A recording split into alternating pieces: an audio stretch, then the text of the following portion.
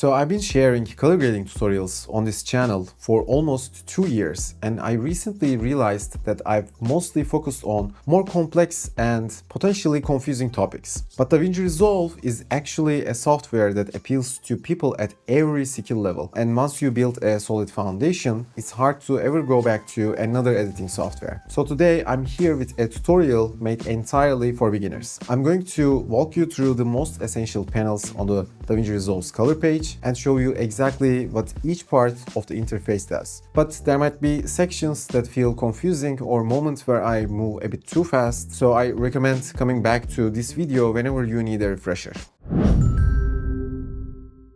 Before we start, there's something important I want to address. There's a concept in color grading that often gets mixed up, and I want to clarify that first. Understanding the color editing process is based on two critical concepts: color correction and color grading. The general name is color grading, but the actual meaning is something else. I mean, these two terms are often used interchangeably. In a professional color grading workflow, they represent two distinct and sequential steps. Color correction is the first and technical step of this process. Its purpose is to fix color and exposure errors in the video, match clips from different cameras or shot under different lighting conditions, and make the image as natural, neutral, and balanced as possible. Color correction involves processes like setting the correct white balance and bringing out details in the shadows and bright areas. Color grading, on the other hand, is the second and artistic step of the process. It is the act of creating a stylistic look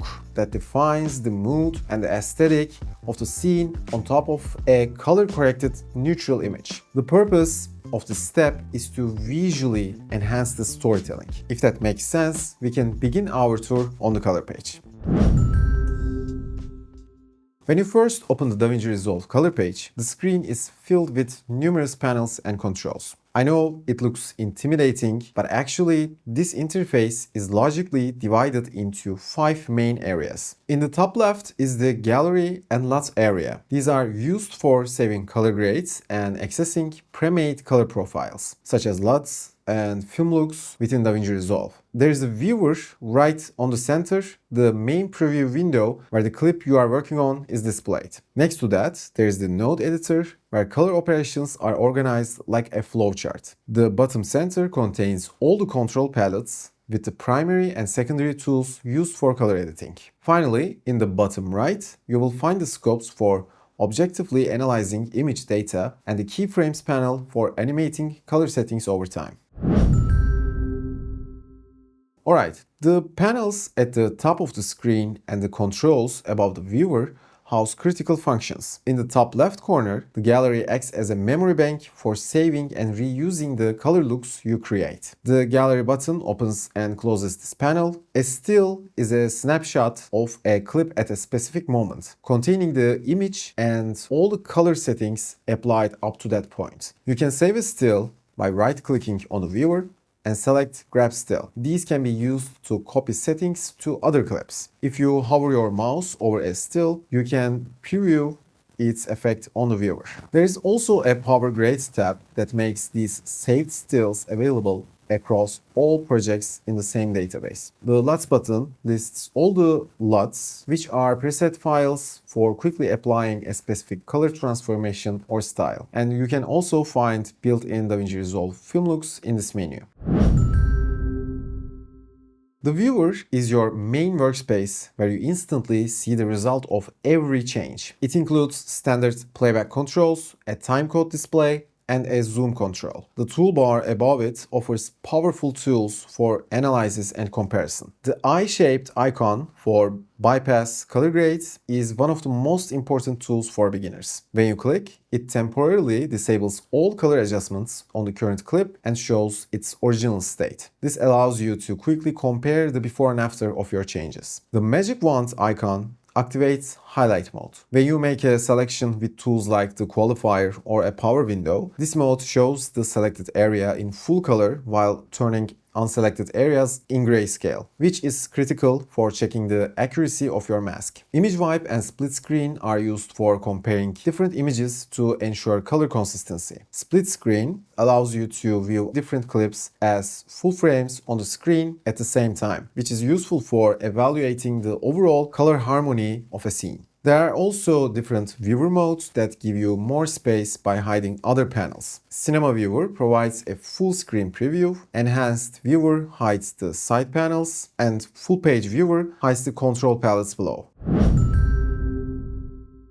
In the top right corner, the Notes button opens and closes the Node Editor panel. The Open FX button opens the Resolve FX library, which contains hundreds of ready-made effects like blur, lens flare, and film grain that you can drag and drop directly onto your node. The Lightbox button displays all the clips in your timeline as a thumbnails on a single screen. It allows you to see the overall color flow of your project. And the Node Editor. It is the heart of the color page. Unlike layer-based programs, Resolve uses a node-based system. Think of nodes as separate processing stations on an assembly line. Each node performs a specific color correction or effect task. The image signal flows from left to right, passing through each node in sequence. The best practice is to assign a single task to each node, such as exposure in the first, white balance in the second, and so on. This modular approach allows you to easily change,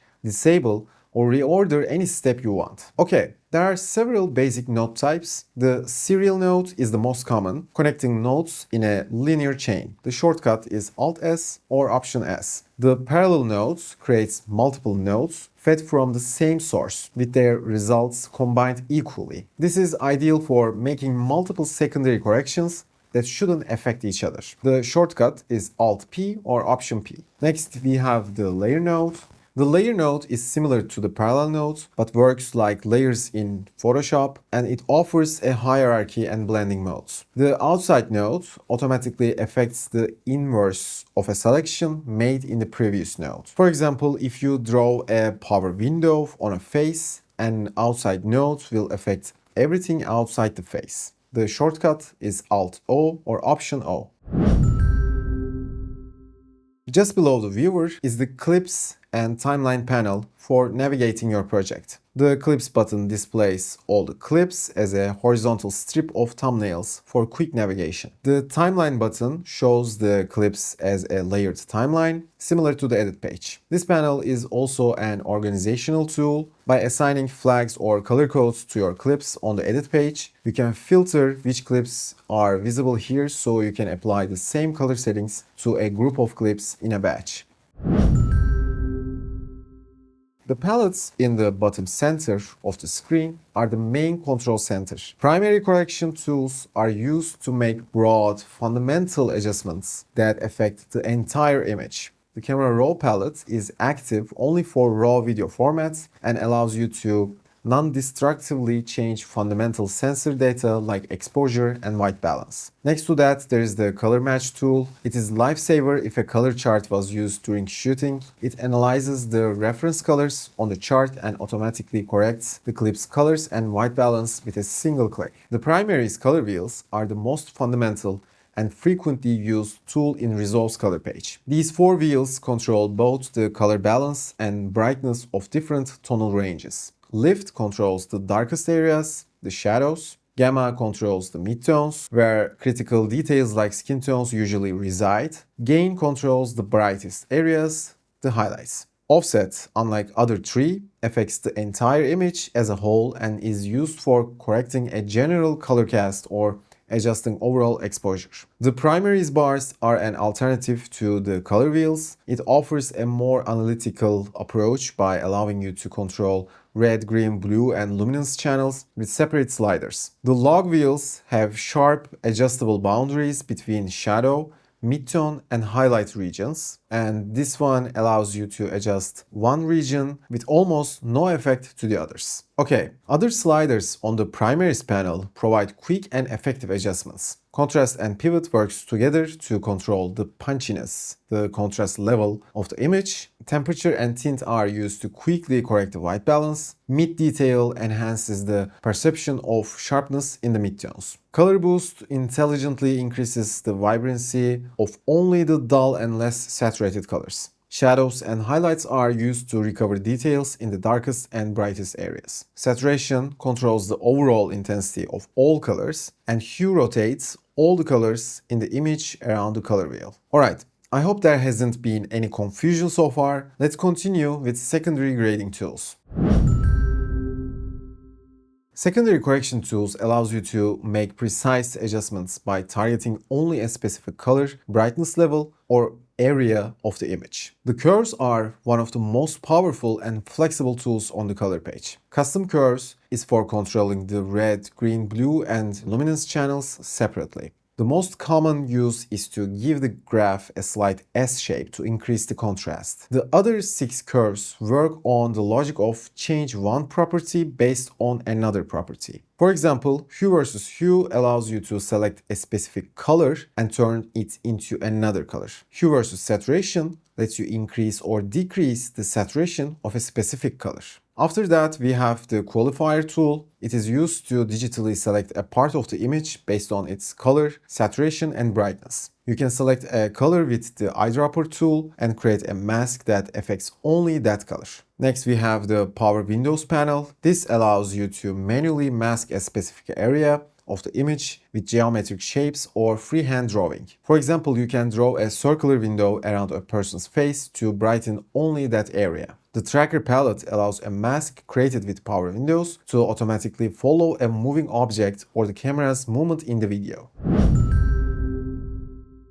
Alright, in the bottom right, you will find analysis and animation tools. The most important of these are the scopes, which provides objective data about your image's color and brightness. Your eyes can be deceiving, but scopes give you mathematical certainty. The Parade scope is best for checking your white balance by displaying the red, green, and blue channels as 3 separate waveform graphs. The waveform is used for exposure and contrast, mapping the image's brightness level from left to right. The vector scope helps you analyze hue and saturation on a circular graph, and it is crucial for getting skin tones right, thanks to the skin tone indicator line. And finally, there is the histogram, and it shows the overall tonal distribution of pixels. The keyframe panel next to the scopes allows any adjustment you make to be animated over time. You can add a keyframe at one time point in the timeline, then move to another point and change the adjustment. Resolve will create a smooth transition between 2 states. Static keyframes cause settings to jump instantly from one to another, while dynamic keyframes create a smooth gradual transition.